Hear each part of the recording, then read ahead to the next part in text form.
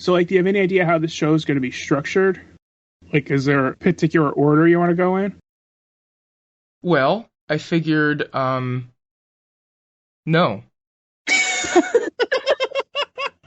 Which is a real problem. Okay, let's think about this before we start.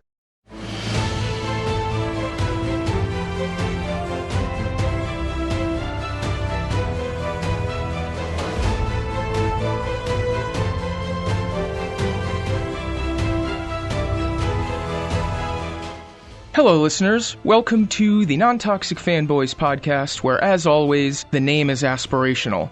I am Glenn Butler, and in our last episode, we covered the Quibi reboot series of The Fugitive, and we are back today because it turns out you cannot talk about The Fugitive and also be friends with the great Alanna Kelly and not talk about the 1993 Harrison Ford movie, The Fugitive.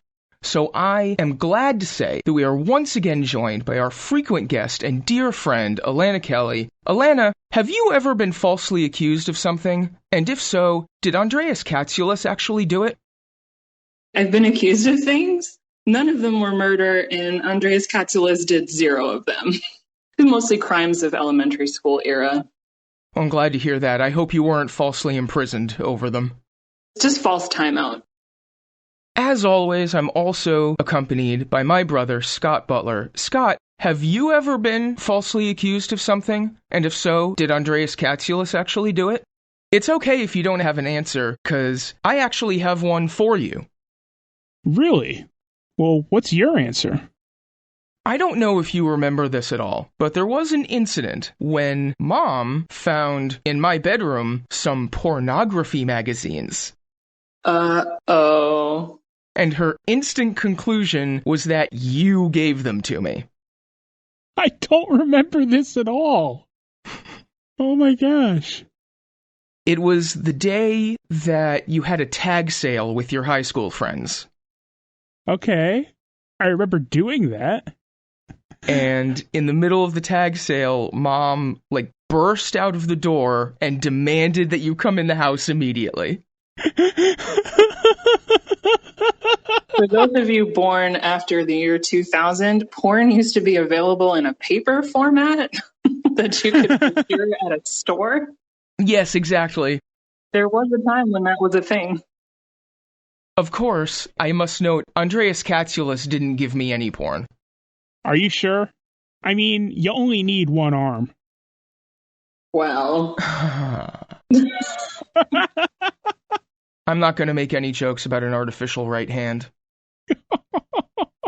No, indeed, I must confess that I am the one who stole the porn. You stole it?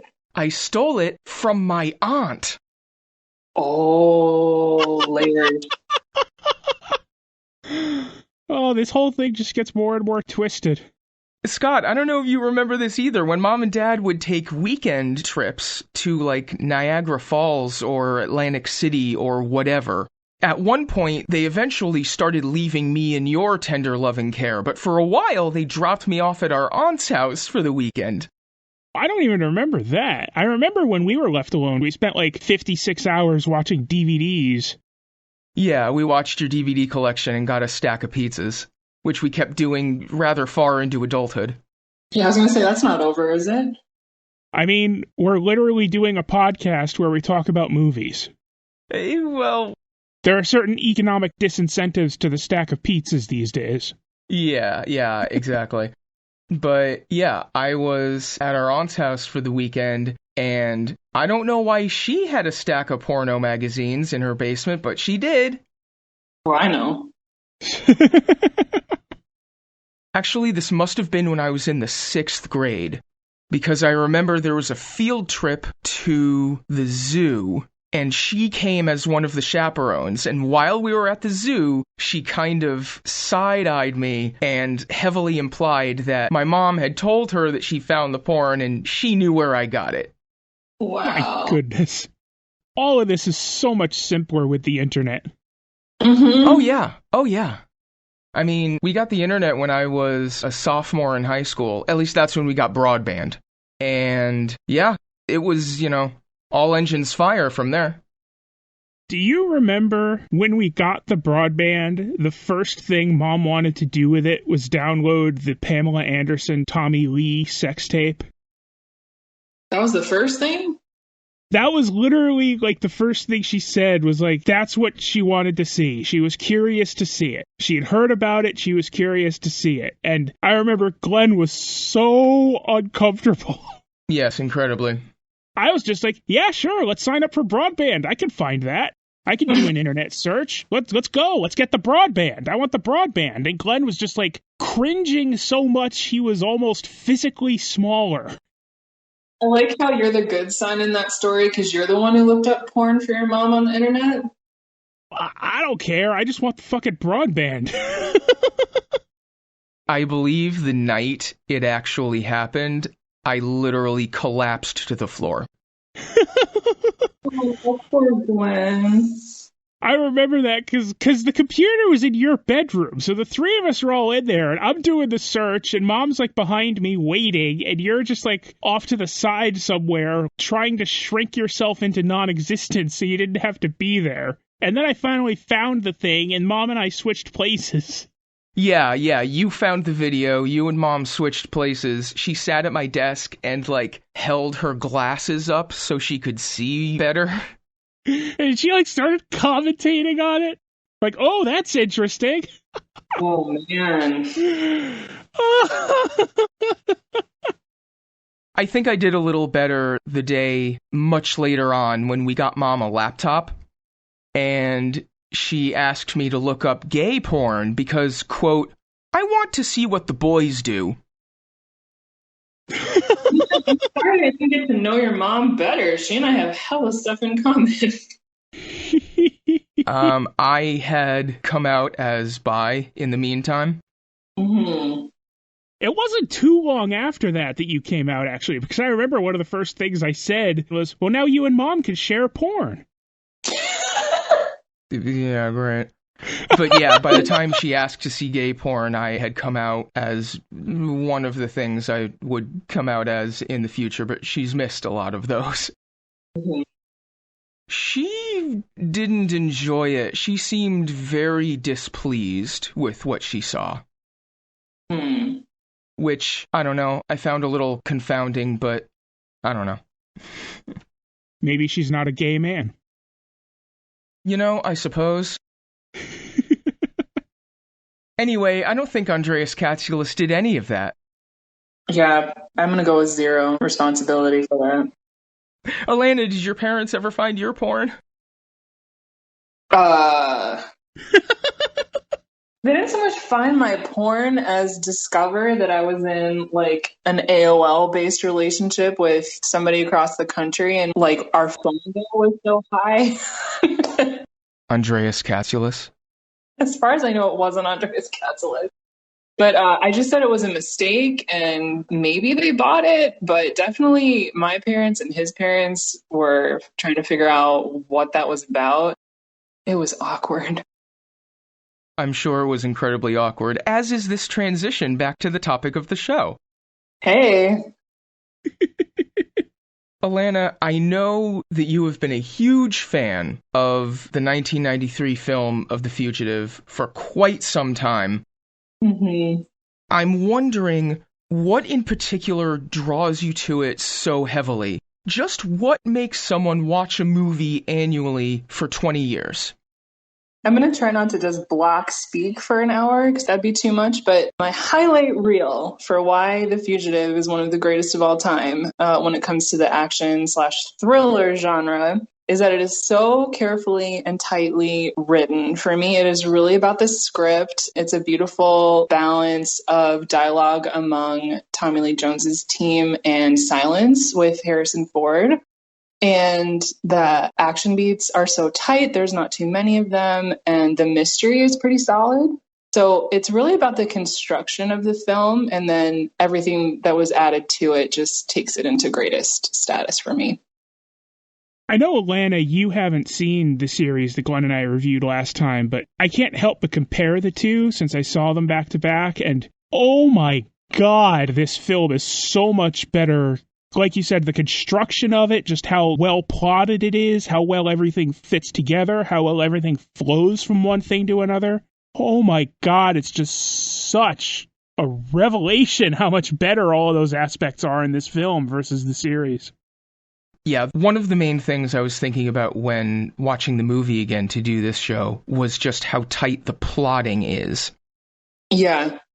There is a tightrope that this type of action thriller has to walk between Harrison Ford's character staying one step ahead of the people chasing him, but only one. And he has to keep barely escaping through luck or intelligence in ways that don't become cartoonish. Mm-hmm. Which, again, to make a quick comparison, so many of the story beats of the Quibi show are cartoonish and terrible and indicate poor thinking on the part of every character. In this film, the characters are intelligent, they act intelligently, and none of the twists are wildly implausible or, like I said, cartoonish. Yes, there's no cheating. There's foundation work for all the reveals in the mystery that make it solid. And there's good character motivation. So like somebody really bothered to world build for this, even though it's set in a real place, like not that type of world building, but like the world building in the story, who did what and why, all carefully answered, all revealed to us in an orderly and very interesting fashion. When you said all of the characters are intelligent and acting intelligently, that's another stark contrast. The series is sort of just like a chase where one person is hiding and the other is trying to find them, but it doesn't go very much deeper than that. The film is very much almost like a chess match between Harrison Ford and Tommy Lee Jones, where Harrison Ford is, ducking him and evading him, but also trying to investigate the mystery, and Tommy Lee Jones is trying to suss out what he's doing in order to figure out where he's going to go next. There's definitely a lot of thought that goes into all of their actions, as opposed to the series, which no thought went into anything. This is starting to sound like my review of the Star Trek score, where I spent most of my time trashing the previous Jerry Goldsmith scores. We really need to talk about this movie without just trashing the series again. Yeah, the movie has enough of its own merits. Thinking about the tightness of the plotting and how much sense each of the plot developments makes, while not being obvious. Like, over the course of the film, Tommy Lee Jones's character comes to realize that Harrison Ford is innocent of his crime, but it's not explicated. It's not made obvious. He never says it out loud. He just slowly figures it out over the course of the film, and you see that in Tommy Lee Jones's acting, in some of his smaller facial reactions, in the way he delivers some of his lines as he decides to have people reinvestigate the crime, re-interview everyone, as in the course of figuring out where is this guy going and why, he has to follow Harrison Ford's character through that investigation, and as he does, he figures it out himself. Exactly, because he has a job to do. Exactly. It's not shoved in your face. It just happens. Yes, it's excellent show, don't tell, but I have to quibble with one thing, which is at the very climactic moment in the hotel, Samuel Gerard, that's Tommy Lee Jones's character, does in fact let Richard know that he knows he's innocent. He raises his voice to let him know that he's there, and then he says all the facts that he's gathered just at the very end. But yeah, before that, you're totally right. Well, what I mean is that the movie doesn't say it out loud, like in a way that shoves it in your face. Right. Again, we need to stop making so many comparisons to the Quibi show, but there's literally a scene in the Quibi show where Kiefer Sutherland's character suddenly blurts out loud, "Oh my God, he's innocent!" Yikes. And then it's a sudden twist and everything changes and he starts barking at his underlings, "He's innocent, we have to find this person!" And it's tell, don't show, right? So he does say it at that point, but again, with intentionality to get him to reveal himself. We learn when Richard jumps off the dam, he's not going to turn himself in. Like, he's not going to surrender. So then Gerard has that fact. He's not going to voluntarily surrender. So then what? He takes this leap of faith that he's not going to believe Richard's dead till they find the body. They don't find a body, and then boom, he resurfaces. But yeah, so like Richard is dragging Gerard through the same journey and they encounter different obstacles. So it keeps it from being totally recycled from moment to moment. It's just so nicely put together as a cat and mouse. Sort of related to that, just watching the movie, it's obvious why Tommy Lee Jones was sort of the big star coming out of this. Absolutely. He just has so much personality and so much charisma in this role. He just jumps off the screen every time he's there. He just puts so much character into his character. I could have phrased that better. He's just, you can't take his eyes off him. You can't take your attention off him anytime he's on screen doing anything. Harrison Ford's performance is much more stoic. It's much more subdued. There are moments where you could really see the emotion on his face, but in general, his performance is much less expressive and much less emotive. Tommy Lee Jones just jumps off the screen. It's very interesting, right? Because this is a rare example of the lead actor having far less dialogue than the supporting actor. But screen time wise, it pans out as Harrison being the lead. And Tommy Lee Jones definitely earned his Academy Award for supporting actor, which he was given for this role. Well, so much of Harrison's Ford role is Harrison's Ford. Attorneys General. Captain's America. Yeah. So much of Harrison Ford's role is investigating things on his own. It's like him alone in a room looking at records, or him alone in a room researching stuff, or him sneaking around trying not to be noticed. Tommy Lee Jones spends the entire time talking with his underlings, barking orders at the other police. Mm-hmm. I love watching it because I think Deputy Gerard is an amazing example of a boss. Like, he delegates things to his team. He clearly trusts his team. I'm kind of like moved by how well he uses his team. It's just good boss energy. I actually like when I was a boss briefly, I actually like looked up to Gerard and tried to be a master delegator the way he is. I also want to compliment Joe Pantoliano for this early career turn. I forget what his character's name is. There's a lot of names on the team. But he's an excellent foil for Gerard. Or foil might not even be the right thing because they have similar energy. But the commentary that he brings is great, as is the commentary from everyone else, including Noah, the obvious young one, like the baby one on the team. There's just nice moments between Gerard and all the underlings there. Given how quickly you had to make characters, they actually do feel fairly distinct. And I credit a lot of that to the writing, of course, but there's also a lot being given by the actors.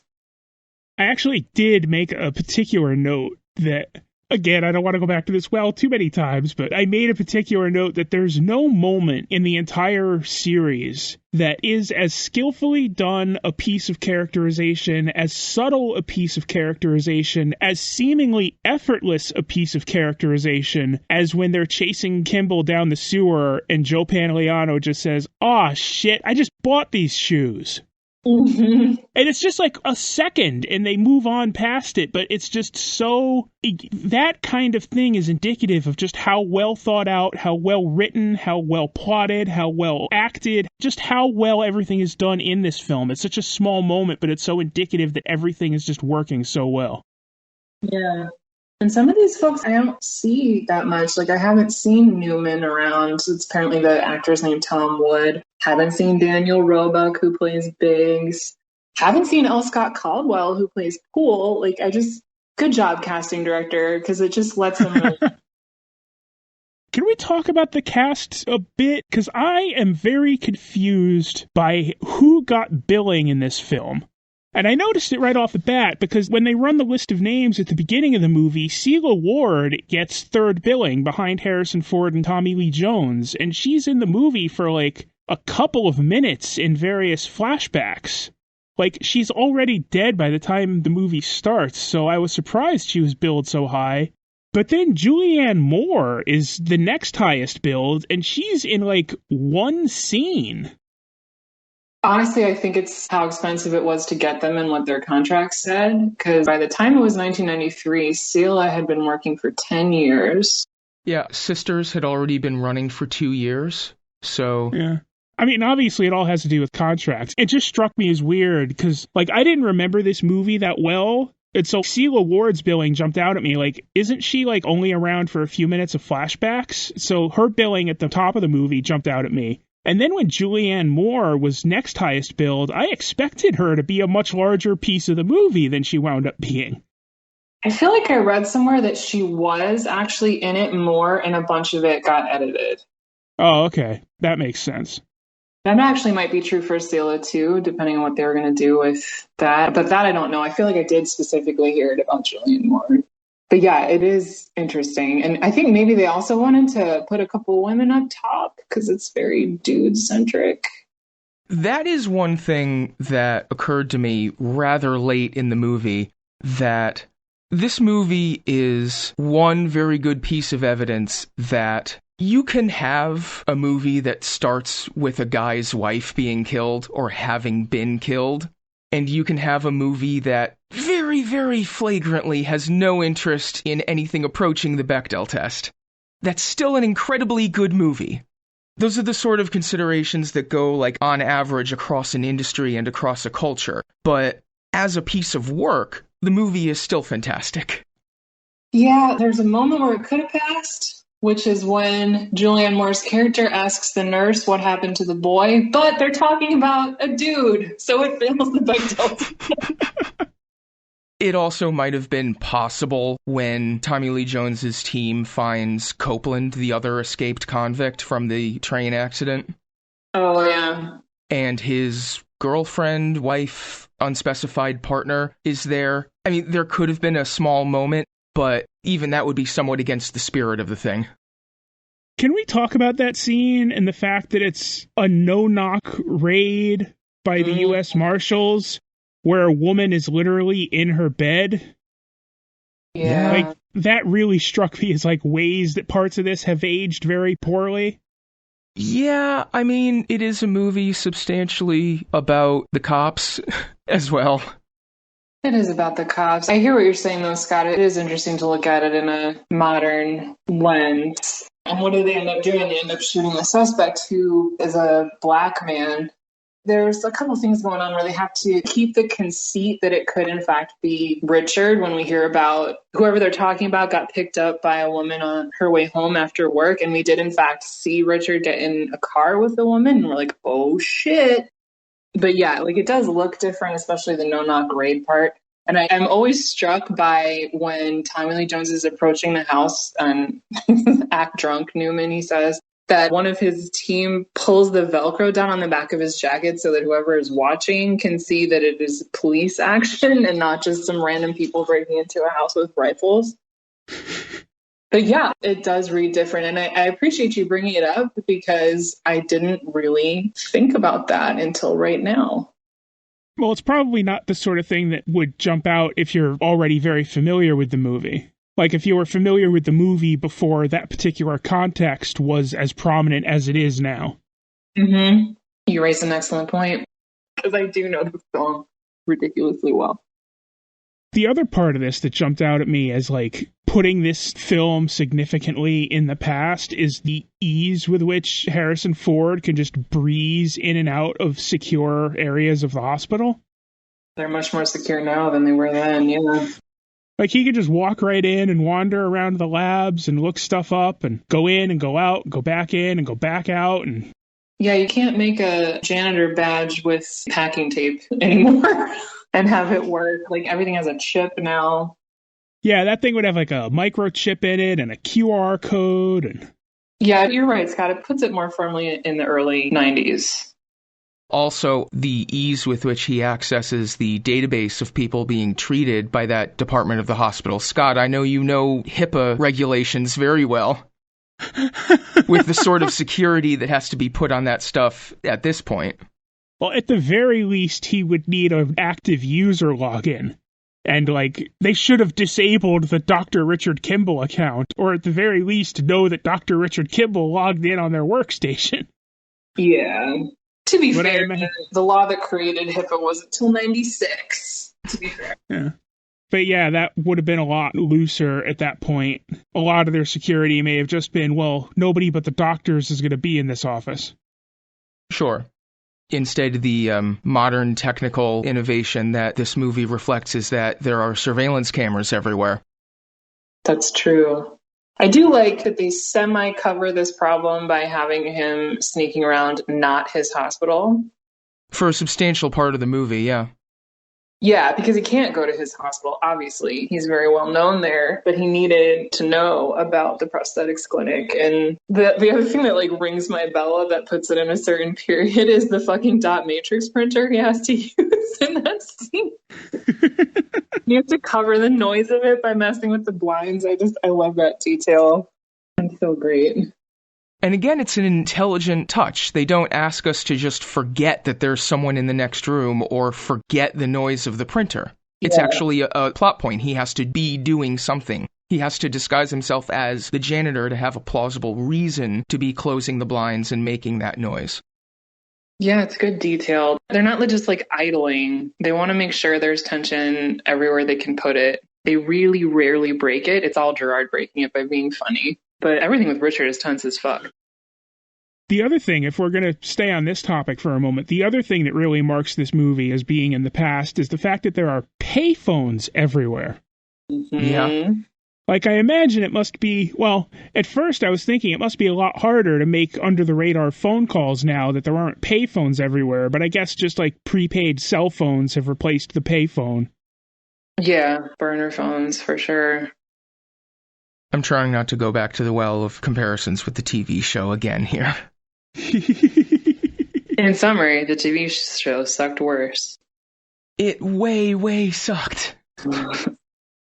So, if we're going to commend this film as one of the greatest of all time in the action genre, which I do, I think it'd be good to talk about some of the action beats.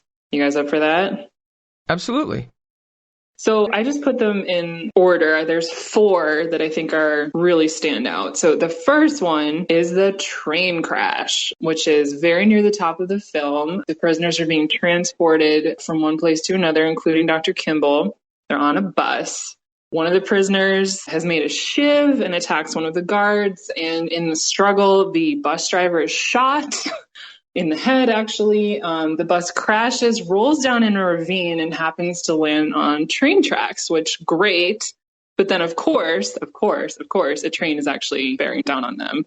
So this is amazing for a number of reasons. It's nicely shot. Like when the train goes off the road, they have a camera inside rotating it, and we see the actors being banged from one side to the other. And then it lands on the train tracks and the train is bearing down. And then they do actually collide. And what I was very interested to hear about, because it's a super complicated, many things go wrong. One of the train cars has logs on it. Like, it's a fucking mess. One of the things I learned by listening to director commentary, which I miss in the streaming world, you don't get it the way you used to on DVD. That's a real train. That is a real thing that they orchestrated, and they had over 20 cameras rolling because they were obviously only going to do that shit once. But I think part of why it sounds and looks so awesome is that they did, in fact, crash a train into a bus. Wow. And make part of the train derail. Like, they orchestrated how the train was going to break up, because in the crash, the engine and a couple other cars continue forward, and then a few cars after jump the track and bear down on Richard, who's trying to escape in leg irons. Like, it's a tense moment. But yeah, like, I love that after they were done paying for a top-notch script, they actually did spend money on this amazing train crash. And I think it looks really, really good. I had wondered if that was all, like, literally done and filmed, in particular when the bus was rolling down the hill. That, I think, especially in 1993, would be very hard to show that convincingly. And if they really did crash a real-ass train into a real-ass bus, then, yeah, that totally makes sense. Is it just me, or was the train literally chasing Dr. Richard Kimball a little reminiscent of the boulder at the beginning of Raiders of the Lost Ark?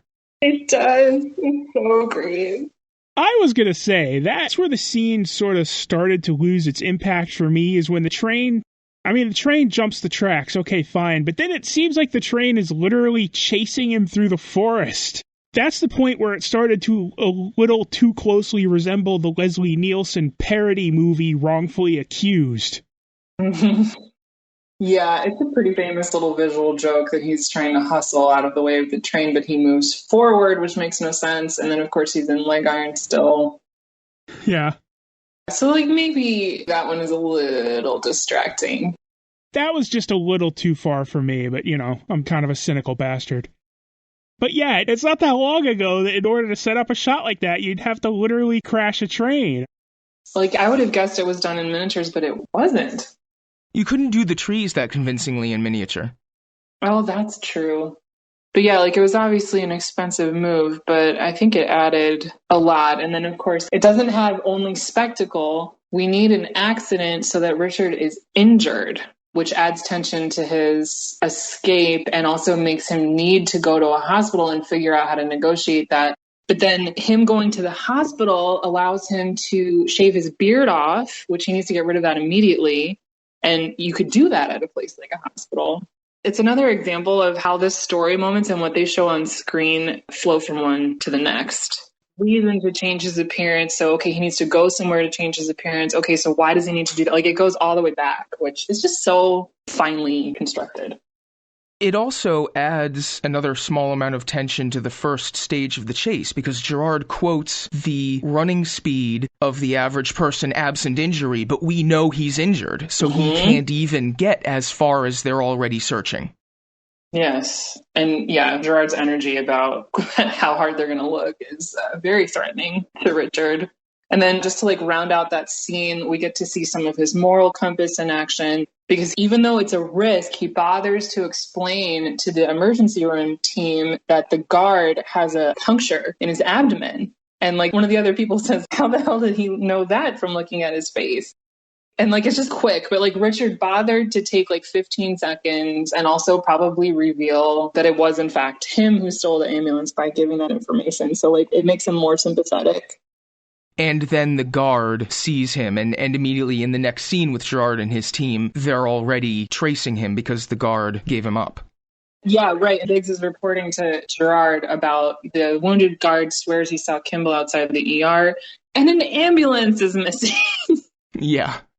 Yeah, a lot of this movie is set up very carefully to keep Richard Kimball innocent of any sort of major crime. He's not the one that initiates an escape. He's not the one that causes any of the destruction. That's, someone else tries to escape. The overzealous guard is the one that starts shooting everyone. He's just sort of a beneficiary of happenstance that winds up with him escaping and running away. Mm-hmm. Even when he, has encounters with Gerard, he doesn't take the gun away from Gerard. He just picks it up after Gerard drops it. He doesn't even use the gun. I think the worst thing he does in this entire movie is, stealing hospital records or possibly breaking into Andreas Katsoulis' apartment. The whole story is very carefully constructed so that Richard Kimball doesn't actually commit very many crimes or any serious crimes at any point throughout. Nothing violent. He does slightly hold Gerard at gunpoint for a moment, although in that scene, Harrison Ford does an incredible job portraying Dr. Richard Kimball as a person who is picking up a gun for the very first time in his entire life. Which would be better for me if they hadn't established earlier that he had a gun in the house. He should know how to handle a gun better than that. Maybe it was her gun. I suppose. Although I think they established it was registered in his name. They did do that. I know what you're talking about, Glenn, that it looks like he's not comfortable holding it. Yeah. And he does do a good job with that. And he's all nervous. But yeah, so that scene is actually the second action beat I wanted to cover, which is, it actually flows from one to another. The train, the ambulance, and then to the dam. Are they in a dam? Yes. Yeah. There's the helicopter chase, which again is a budget thing, right? Where they're flying a helicopter around for this whole sequence. Yeah, and it's beautiful. And I love Gerard yelling at his team to use a map if they want to figure out how to get to the location. And in the background of the helicopter shots, you can see an ambulance. And another secret director's commentary thing was that in order to get Harrison driving the ambulance, he just stole one of the second unit camera people, and they just went off for 20 minutes so that he could drive and the guy could shoot. It's just a little problem solving from our action star Harrison Ford. So they just like did all that and then cut the relevant stuff into the final product. But I just love that he was just like, I can handle this problem. Give me that guy with the camera.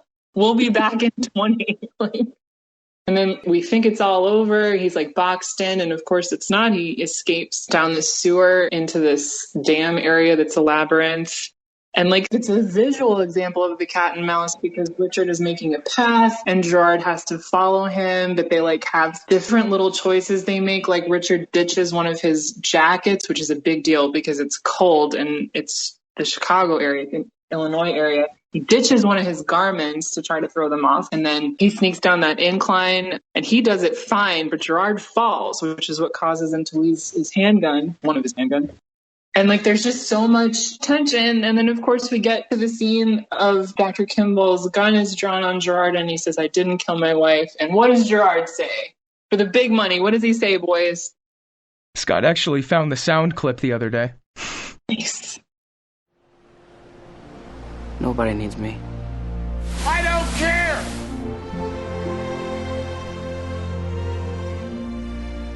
He does not care. That's his character beat. He has one job and that ain't it. Exactly. And Richard has this like complex facial reaction that it's like, shit. So it doesn't matter. This guy's never going to give up on chasing me. And then we get to the end and we see some of Gerard's restraint because it actually takes Richard a second to comply with Gerard's orders. He yells for Richard to drop his weapon and turn around and stuff. And Richard kind of is slow because in his head, we're about to find out that he's considering jumping. He hasn't shown us that yet, and it's a shock when he does it. But like, as I rewatch, I think that's part of why he's being so slow is because he's really weighing the pros and cons real quick of leaping off the dam. So here's my question. Do you think that he was willing to die? Like, do you think he was content with the idea that dying was definitely a possible outcome of jumping and that would be just fine since everyone thinks he's guilty of killing his wife? Or do you think he was pretty sure he'd live? I mean, I think he probably thought he had nothing left to lose at that point. If he gets captured, he's going back to death row. He's not going to have any chance to prove his innocence then. That's true. Exactly. It's the only chance he has to do anything at that point. That's true about him being on death row anyway. And he says he's innocent of the crime, and the marshal says, I don't care. Isn't that a perfect encapsulation of the U.S. criminal justice system? Yeah, honestly. Well, and the entire opening sequence where the Chicago cops decide that they have a guy who was there and who has motivation, and they hear the 911 call, and yep, that's it. We're done. Perfectly ambiguous 911 call. Yeah.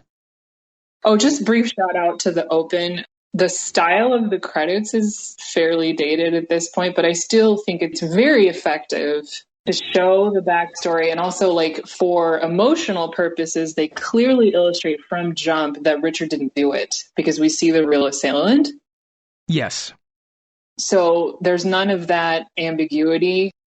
Yeah, we don't need to fool around with any ambiguity there. We know what movie we're watching. Yes, and it's kind of a bold choice to exclude Richard's guilt from the mystery, but then it also makes it much clearer what he is doing. He's looking for the real assailant, which is good. But like, I read that in earlier drafts, they were considering not doing it like that and having it be much more ambiguous. But I like what they did with it because when the judge slams his gavel and Richard startles, like he's just been notified that he's going to be executed by lethal injection. And then the gavel comes down and he just like startles so much. And it's so final, like, and so terribly unjust that we're all in it right away. And that's in like the first 6 minutes, I want to say, that we're invested in this guy. You know, our sense of injustice has been twigged. It's good stuff. It's important foundation, I would say. Yes. Yeah, I don't think this story works nearly as well if you don't know right from the start that he's innocent. Yes, agree. And they found sympathy in both the cat and the mouse. Like, we're interested in both of them. Very good stuff. Okay, the next one is my favorite scene of all time, which is Richard has identified 5 suspects based on the type of prosthetic they have, when it would have been adjusted because he broke it during the fight. He's got it down to 5. The other guys only have it down to like 40 or something because they didn't think about looking for the adjustment date the way Richard did, because Richard's smart as fuck. Anyway, he's identified the 5 suspects and he goes to visit one in jail. He meets the guy for a second. It's not his guy. And as it happens, that's the same day that Gerard's team is looking at suspects. And what happens? They see each other across the hall and have to chase each other, which is beautifully done. And we can break that down in a second. But then it causes Richard to run out of the front of the building and immediately into the St. Patrick's Day parade in downtown Chicago, which is why I choose St. Patrick's Day as the day of my annual rewatch, because it is my favorite St. Patrick's Day film content of all time. I don't know if this is where we want to move into the score, but the jail chase on the staircase was one of the notes that I did have about it, where the score overall, I think, is fairly pedestrian. It has a couple of highlights, but mostly it's kind of generic tension stuff, or generic once you know James Newton Howard's tension action style. But I'll be damned if it doesn't make Harrison Ford and Tommy Lee Jones running in circles down a staircase exciting. The two of them on the staircase, it's like this twirly, swirly chase down the stairs. There's like a certain almost comical aspect to it where they're just sort of like looping around, chasing each other. That was my primary impression of it. Yeah, I have a feeling that's why they wanted that staircase. They wanted a staircase that was like that, like just kind of hopelessly long with all of those very shallow steps. Like they're not tall, but they're wide, so it just takes forever to fucking get around. Yeah, it does also make it more visually interesting than just a straight line chase. It does make it so interesting. And I like the moment where Gerard sees Kimball for like 1 second. He's like, what the fuck? I'm going to look. And he looks down, and because of how the staircase is designed, you can sort of see into floors below. And he calls Richard's name, and Richard fucks up and responds to it. He looks up when he hears his name. And it's just like, Richard rarely makes mistakes in this enterprise, but that is a huge one to respond to the calling of his name. And that sets off the whole fucking thing, which is great. I like that he responds, though, because there's something that is easily lost in movies like this, and I feel like this movie doesn't lose, is that Richard Kimball isn't like a fucking action star. He's just a doctor. He's not an espionage expert. He's not a stuntman. He hasn't been trained in combat. He hasn't been trained in stealth ops. He's just a dude trying to do all this, and he hasn't been hardened by jail time, even. So I like that some things are really awkward. I like that he can't figure out how to get some stuff done. I like that when someone calls his name, he responds, because, like, that's what humans tend to do. Yes, and he doesn't know Gerard is there. He doesn't know who's calling his name. So yeah, agree, Scott. It very much humanizes him and keeps it grounded and keeps it feeling real. Because if he was 100% impeccable in this enterprise, it would be a lazier writing choice. So like he's coming down the stairs, he finds the floor that he wants to exit on, and you can kind of see the limp that he was given in the beginning of the film, which I'm told is actually real. Like Harrison's leg did kind of hurt. So he can't really run as fast as he needs to run, but he also chooses to stop running when he rounds the corner, and he tells the guards in the building that someone behind him is waving a gun, which is hilarious because Gerard draws his weapon just as that's happened. Like, it's just so clever. Yeah, that's what struck me, is just how clever that move is. It's so good. It gives him the extra, 10 seconds that he needs. And it also frustrates the fuck out of Gerard, of course. But, it's just right there. Such a clever fucking thing. And him calling officer. And, before we see it, we don't know why the fuck he would ever draw attention to himself that way. But then, you see this little micro plan, and it allows him to get to the door. They've shut the door, but they shut it too late. And then Gerard can't follow immediately because the security door is finally shut. The timing is just so tight. And he takes off across the courtyard. There's team members on the roof kind of seeing where he went off to. And then he finds himself in the middle of the fucking St. Patrick's Day parade. And this is my favorite factoid. That is the actual St. Patrick's Day parade, the year that they filmed. They snuck in with a handheld camera and Tommy Lee Jones and Harrison Ford and let them do that until someone recognized Harrison and they had to bring to an end. Seriously? Those are real super Irish leading dudes and Irish step dancing girls and people who are in unions in Chicago. Those are not actors, which is amazing. Were there 1,000 production assistants following with likeness releases? Or could you just do that in the 90s? I was just thinking that as I said it, that you couldn't do that kind of shit now. And like you can kind of see they're only within about 1 or 2 blocks that they're doing this shit, because you can tell from the background like what stores are back there and stuff. Not that I've watched it a lot of times or anything.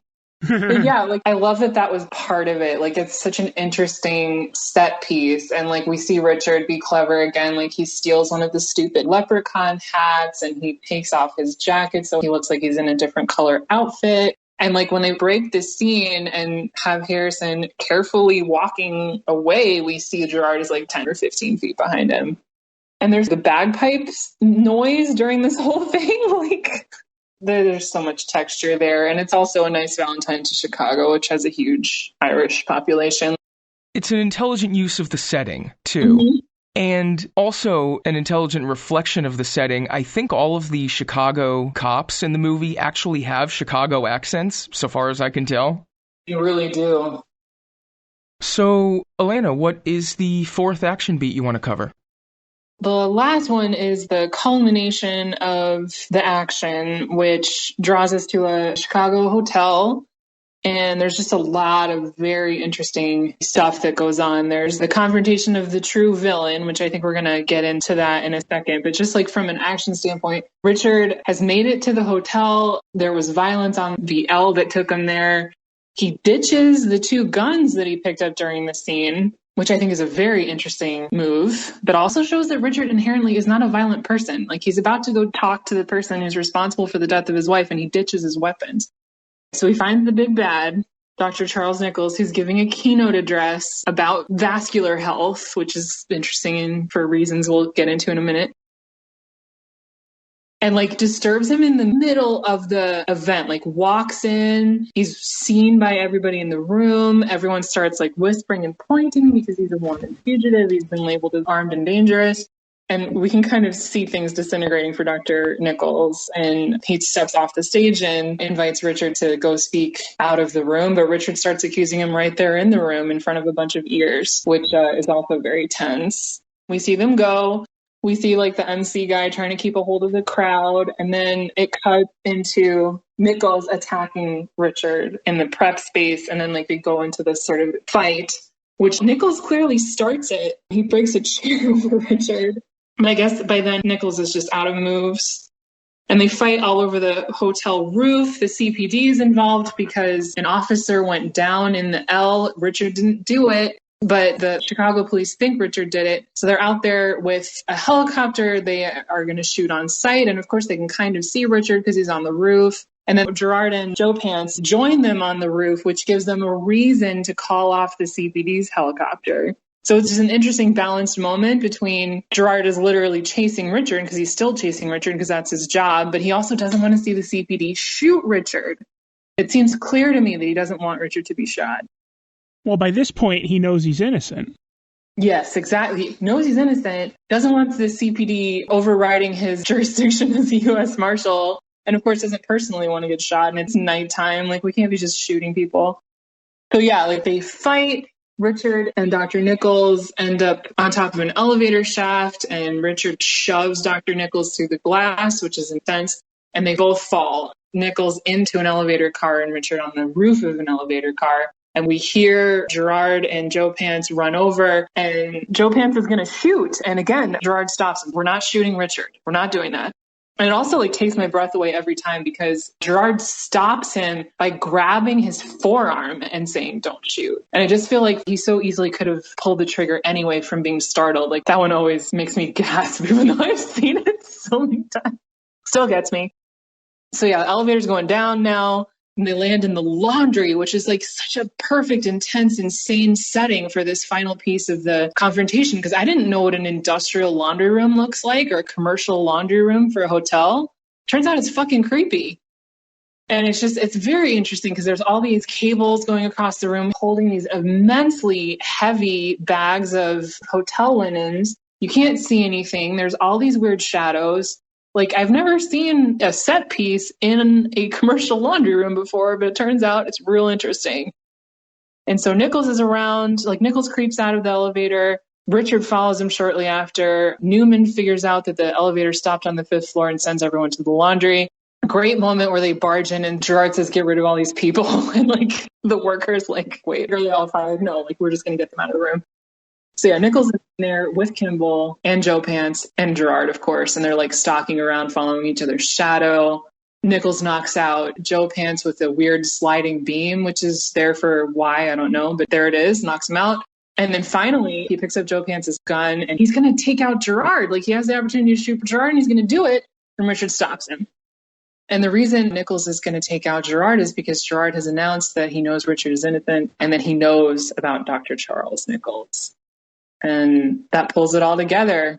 But just there's so many cool things happening with that entire sequence of events that actually it even starts earlier than the hotel. It starts in the L, but it just flows. Like it's stacked up. And there's this cool moment where the radio is reporting that there was an officer down in the L. Gerard says, Kimball do it. And they say conflicting reports, Sam. And then it says that he's sighted in the mall. That's the basement of the hotel. And Gerard says, I know where he's going. Because they had been there earlier talking to Nichols again and had noted that Nichols was the keynote speaker at this thing. So like Gerard is on it. He knows Nichols did it. He'd spent earlier that evening establishing it. And it's just like this perfect 20 minutes of extreme tension and physicality finally between Richard and Dr. Nichols. Can I just say, related to what we were talking about earlier, I love how incredibly awkward the fight between Richard Kimball and Charles Nichols is staged. I love that the choreography of that is not like Sylvester Stallone fighting Jason Statham. It looks like, two med school graduates who are like forced into fighting each other. It's just so awkward. I remember one particular punch that Harrison Ford throws at Dr. Nichols, and my immediate reaction was that looks incredibly awkward, and my second reaction was punches like that is how you break your wrist. But I kind of love that they staged it that way, because these aren't trained fighters. These aren't people that know how to fist fight. These are two doctors who don't know anything about this. This may be the first fist fight they've had since they were 6. Yeah, like we've seen Dr. Nichols, he plays tennis. He doesn't engage in fisticuffs. And so I really love that it's choreographed and staged and shown that it's just incredibly awkward. These two people just kind of wailing on each other with these incredibly ill-formed punches and like just reverting to trying to tackle each other because they're not really very good at striking. I really appreciated that aspect of it. That like they didn't suddenly turn into two action stars for the big action finale. Yes, and it's slow too. Like I think especially the modern era, they tend to accelerate the speed of fights. But yeah, like they're kind of lumbering around a little. Yeah. They lose their balance a lot, like just like you were saying, Scott. Like they don't know what they're doing, and it looks all the more realistic for it. And it's also funny because Harrison actually is an action star and like does know how to throw a punch, and he decides to act differently. Good job, Harrison. And it's true, like they wouldn't, Nichols is a pathologist, so he deals with slides all day, and then Richard was a surgeon, so like they would not put their hands at risk unless the stakes were really fucking high. And again, that laundry room scene, as you say, is incredibly visually striking. And it can be hard in a straightforward thriller to have like interesting cinematography and interesting scene settings in that way. But they go to the dam. They have the extensive scene with the bus crash and the train crash at the beginning. They have this laundry room scene. They find visually interesting things to sprinkle into the movie. Yeah, like it's just careful consideration of keeping everything interesting, and also having interesting backdrops allows Richard, like it makes it less weird for Richard to say so little because he can like react to what's around him. It adds to the mood. Totally. Can I ask, regarding Dr. Charles Nichols, I think his characterization is one of the bigger, I don't even want to say criticisms, but it's one of the missteps that I noticed, at least in my eyes, that when the marshals question him and he says, if Richard came to me, I would help him. I know he didn't do it. I know he's innocent. I would help him if he asked me to, but he didn't ask me to, but he's so much smarter than you that you're not going to catch him anyway. Given that he's the one behind the murder attempt against Richard, and it would be very much in his interest if Richard was recaptured and executed, I don't understand why he took that stance with the marshals. I understand why he acts that way in front of Richard, but I don't understand why he wouldn't tell the marshals, like, look, here's what I know, I hope you catch the guy. Because that would seem to serve his ends if Richard was recaptured. That's an interesting question. I think he wants the marshals to maybe never talk to him again. Like, if he kind of thought that maybe Richard did do it, or it seemed like he had a theory about it, maybe they would come back and talk to him more. Although that doesn't really hold up, does it? That is a good criticism there, Scott. Yeah, I'm struggling to find a really good in-story reason. It misdirects the audience more than it misdirects the characters. Yeah. Because the other doctor that Kimball goes to does help him and is genuinely convinced of his innocence. Yeah, shout out to Jane Lynch before anyone knew who Jane Lynch was. So why is Nichols acting like that? I mean, part of it is beautiful dramatic irony when Gerard says he is smart as you, and he says smarter, which is so awesome when it pays off at the end. It's so interesting because when he says he gave Richard money, like, that's actually a crime, and they could have arrested and charged him, and they choose not to. I love how he says he just gave him whatever he happened to have in his pocket, and with that, Richard is able to, like, rent an apartment and get, like, a wardrobe. Yeah, I was on my way home from the tennis club, and I gave him what I had in my pocket. It was only like $600 or $700. I don't think he could get very far on that. That's another thing, actually, that stands out as something that wouldn't work today, is, like, renting an apartment without a credit check and a social security number. Yeah. That just stood out to me as another thing that seemed a lot more plausible in 1993 than it would today. Fair. And also, Richard's jeans plus sports jacket look is it's quite the look. And he has like a chambray button-down shirt and a knit tie. It's a time.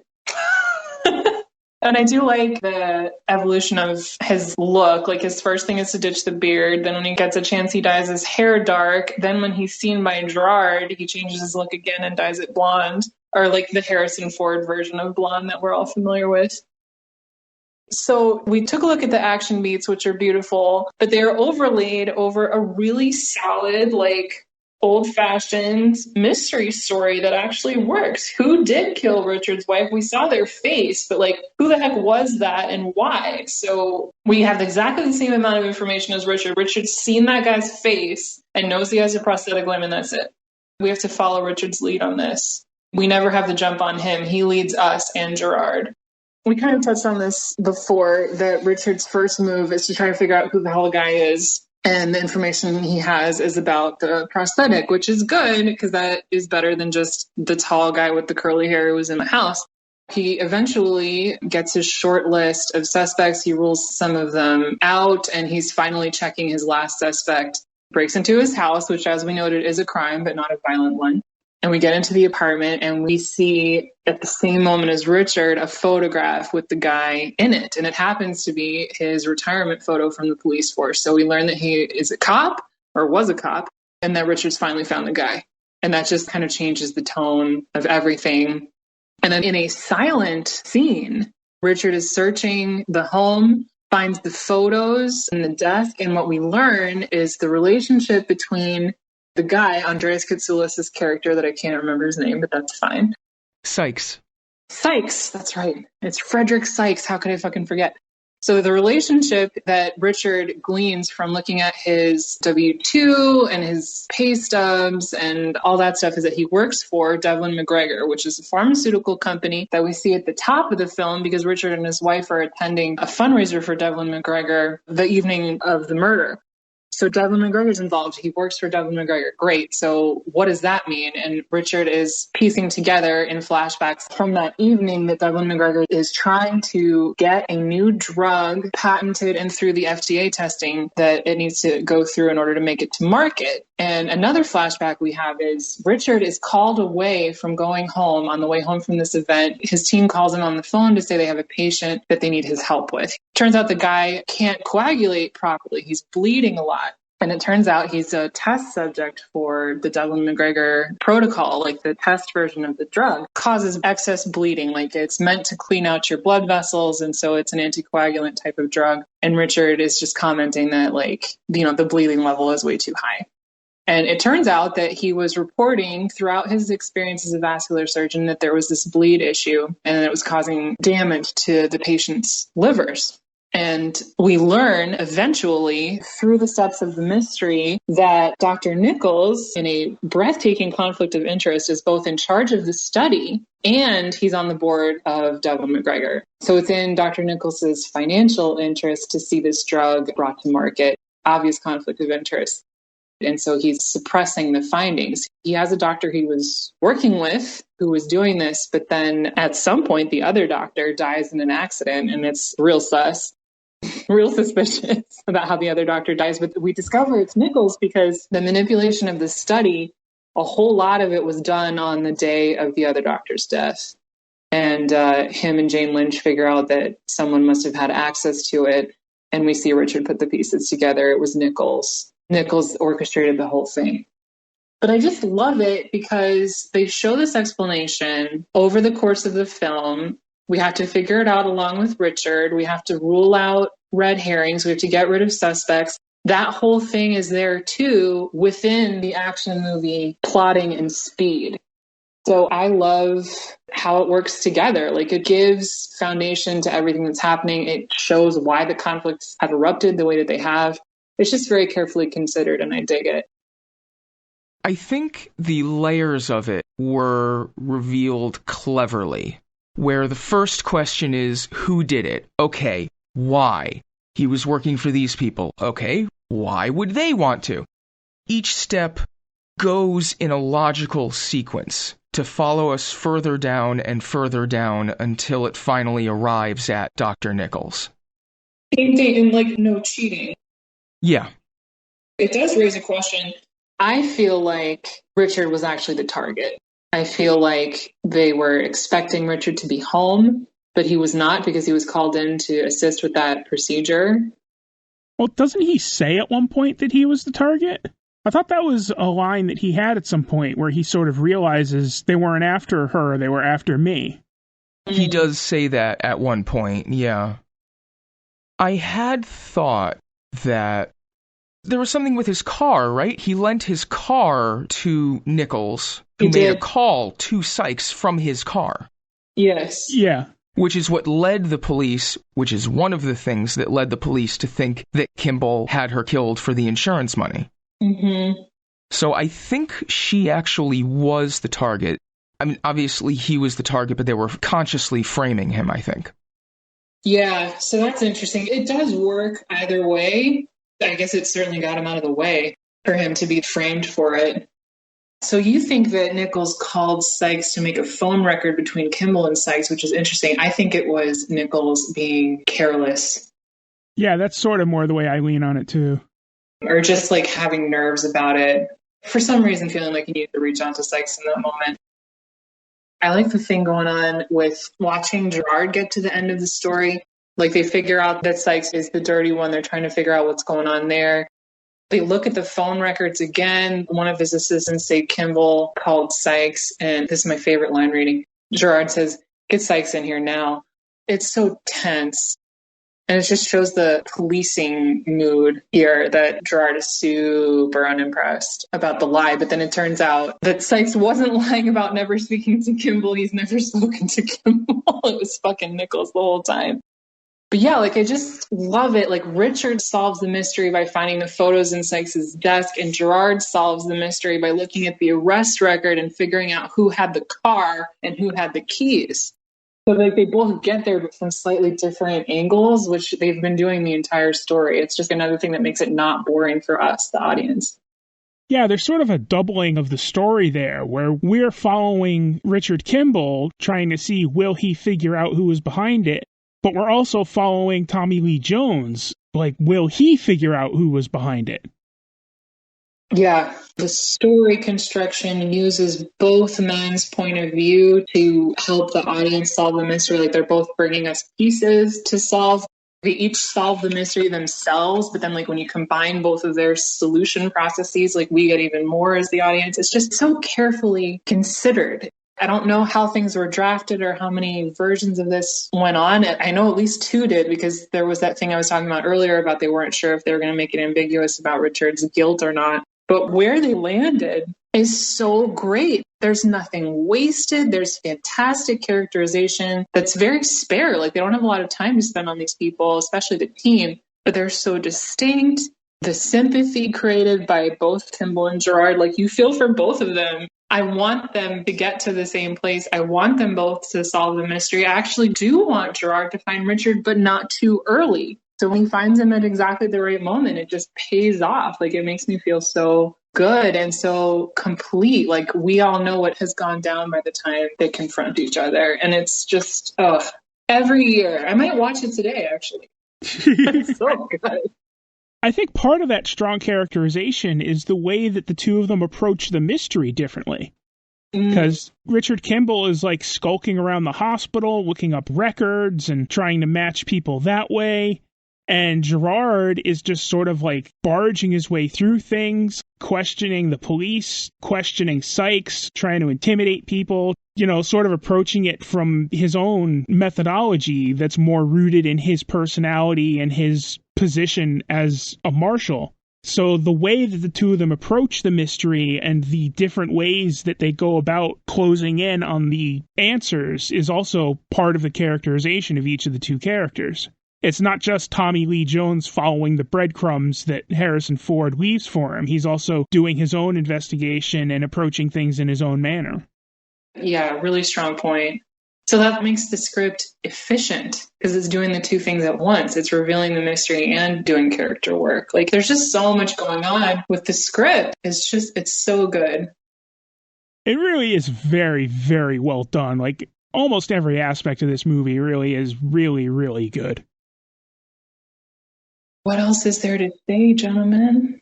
Do you want to cover the score real quick? I know, Glenn, you mentioned a little bit about it already. This score sort of falls for me in with a lot of 90s scores where it's pretty good in the movie. It's okay. It's fine, but it's not anything that like stands out as particularly excellent to me. At least not compared with like some of my favorite 90s scores. It works well in the film, but it's not anything that's particularly interesting to me outside of the film. Yeah. I basically agree.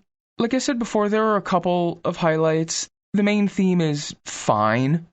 The more stretched out, long-lined, vindicated version of it at the very end of the film is something I find rather compelling. But for the most part, it is somewhat generic tension scoring. It hits the moments it needs to hit, and it propels the moments it needs to propel. It was nominated for the Oscar. The film was that successful and that prominent. I don't think there was a single soul who thought it had a chance of beating Schindler's List, but it got nominated. Mm-hmm. Hell of a year to get nominated. Yeah.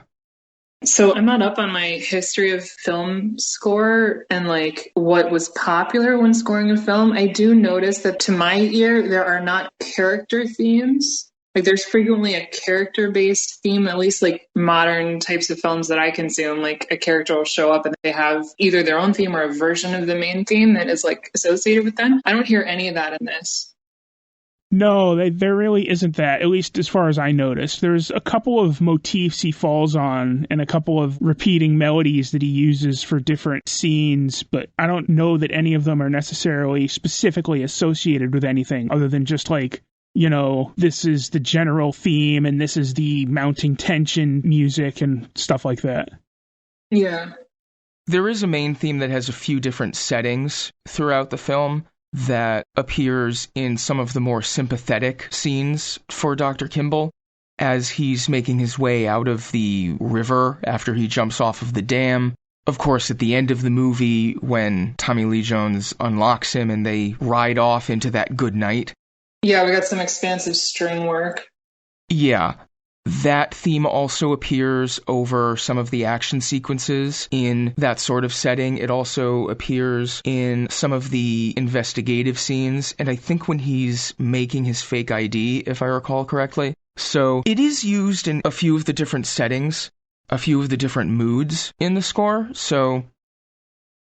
There was one, I don't know if you call it a theme, but there was one piece of music that was used several times for, like, some tension scenes of like Kimball sneaking around or escaping and whatever that really strongly reminded me of the air raid track that we used as one of our musical bumpers in our very first episode when we were talking about the Hunger Games series.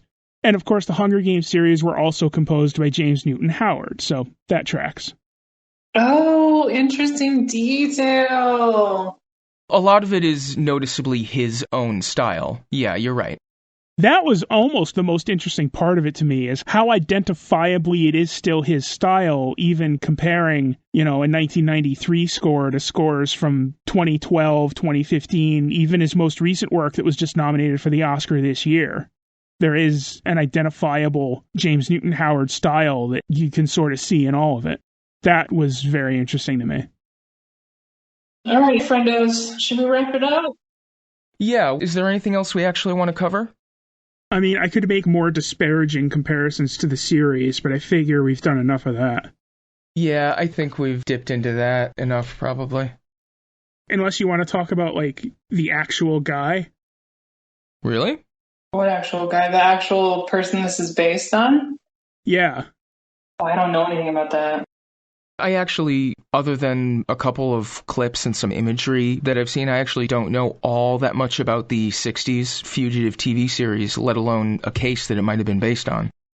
It is similar in a lot of amazingly specific ways, even though every producer of every iteration of The Fugitive has denied it. But, like, the fact that the wife was bludgeoned to death, the fact that there was no break-in. It was a doctor in Ohio, Dr. Sam Shepard. Seriously? Yes, seriously. He was convicted in 1954 of beating his wife to death, his pregnant wife. Ooh. He said there was an intruder in the house, and he wrestled with the intruder, but the police found no evidence of an intruder, and whatever injuries that Shepard had, they said came from his struggle with his wife rather than a struggle with any intruder. And so he was convicted and sentenced to life in prison in 1954. 10 years later, an appeals court overturned his conviction, saying that the sensationalist media atmosphere surrounding the crime tainted the jury. And 2 years later, in 1966, the Supreme Court upheld that decision, and so in 1966 he was put on trial again for the murder of his wife, and this time he was found not guilty, based in part on testimony from an expert on blood splatters who said that the way the wife's blood was splattered on the wall suggested that the person beating her was left-handed while Dr. Shepard was right-handed. Oh, well, that might be a case of finding the right conclusion for the wrong reasons, because to my understanding, blood splatter is kind of junk science. Yes. And there's no reason to say that they necessarily reached the right conclusion. I mean, we don't really know if Sam Shepard killed his wife or not. His son has proclaimed his innocence for years and years, but, this isn't a script where there's an obvious answer. Yeah, of course. The other suspect people have suggested was a handyman that worked for the family sometimes, and so the theory was he would have had a way to get in. But there isn't really a lot of evidence suggesting his guilt either, so... The reason that comes to mind for me at all is that later in life, Sam Shepard used his notoriety from the whole murder case to start a professional wrestling career. Oh my god. He started wrestling under the name Killer Sam Shepard and used his known identity as a doctor to use his anatomical knowledge to come up with nefarious and devastating submission holds, including he was the first one to ever use the mandible claw. What? Oh no. but he only wrestled for about a year before he died because by this point he was a raging alcoholic. Damn, okay. Life is a rich tapestry. But, like, everybody involved with any iteration of The Fugitive has always denied that it was based on his story, but there are several things that are the same in both instances. Like, a lot of the details match up.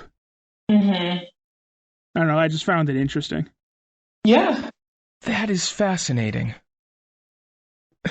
Well, on that note, thank you, Alanna, once again for coming on the show. I'm very, very glad to have you back and hope to have you back soon. Thank you. It was just an utter pleasure and makes me feel a bit more normal and more connected. Even though we're doing this remotely, it's a lovely callback to the before. Yes, very much. And if you have any questions, comments, or suggestions for the show, you can find us at Non-Toxic Fanboys on Twitter and Facebook. You can email us at nontoxicfanboys@gmail.com or visit our website at nontoxicfanboys.com. We also stream video games every Monday night at 8 p.m. Eastern at twitch.tv/nontoxicfanboys. And if you'd like to support the show, you can do that at patreon.com/nontoxicfanboys. My other podcast is called Feeling Good for Now and features nuggets of positivity as well as spectacular advice in response to listener questions. You can find that at bit.ly/goodfornow, and please send any and all advice questions to spectacularadvice@gmail.com. The theme music to this podcast is Discovery by Alexander Nakarada. Details are in the episode description. Other music in this episode comes from the original scores to The Fugitive, The Hunger Games Catching Fire, and The Hunger Games Mockingjay Part 1, all composed by James Newton Howard, and excerpted here for the purposes of review and critique. A full list of tracks cited can be found in this episode's description, and if you liked what you heard, links to buy the scores can also be found there. Thank you all for listening. We'll see you next time.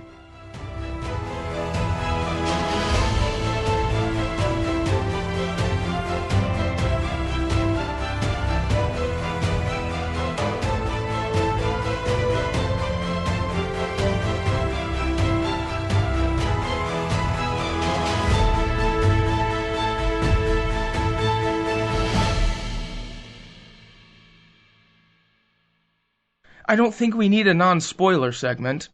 Hopefully fucking not. It was 1993. Should we do a segment about how, for those of you only familiar with the 2020 version, this is very different.